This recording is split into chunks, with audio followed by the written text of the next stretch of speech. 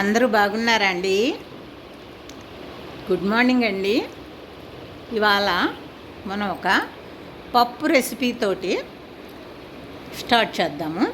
ఆవాలు, మెంతులు, జీలకర్ర, ఎండుమిరపకాయలు, కరివేపాకు ఒక గిన్నెలోకి ఈ మాత్రంగా పోపు దినుసులు తీసుకోవాలండి.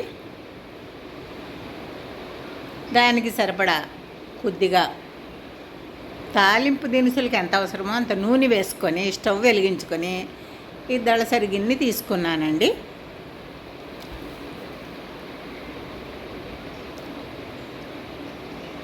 ఈ పప్పు మనందరికీ కూడా చాలా ఇష్టం.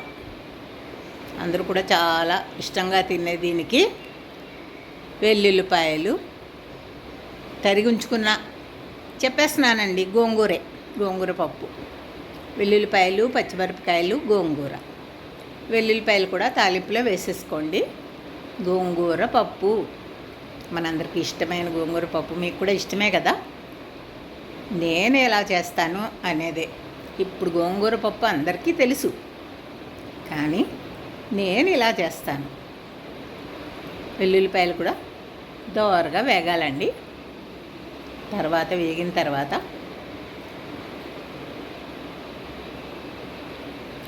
గోంగూర, పచ్చిమిరపకాయలు కూడా ఒకసారి వేయించుకోవాలండి.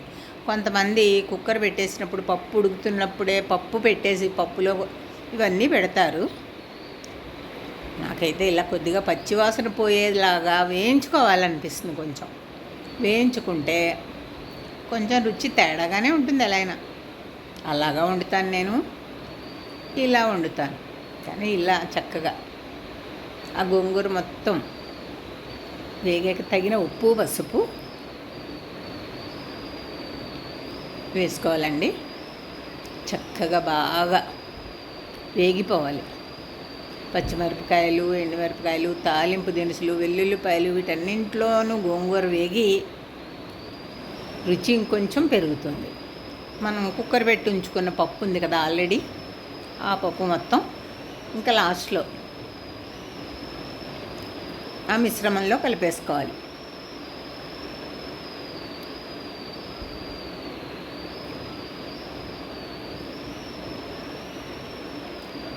అసలు గోంగూర పచ్చడి అన్నా, గోంగూర పప్పు అన్నా అందరికీ ఇష్టం ఉంటుంది కదండి. దానికి ఆ పులుపు సరిపోదండి. అందుకని కొద్దిగా చింతపండు పులుసు రెడీ పెట్టుకున్నాను. అది కూడా బాగా గుజ్జు వచ్చేదాకా దాన్ని వాటర్ తీసుకొని అందులో పోసుకున్నాలి. పోసేసి కొంచెం ఎర్రకారం వేసుకోవాలండి. ఎర్రకారం వేసుకుంటే టేస్ట్ బాగుంటుంది. లేదా ఎండుమిరపకాయలు నలిపి పోసుకోవాలి. చిల్లీ ఫ్లేక్స్ అంటారు చూడండి, అలా రెడీ చేసుకుంటే కారం అంటాలి.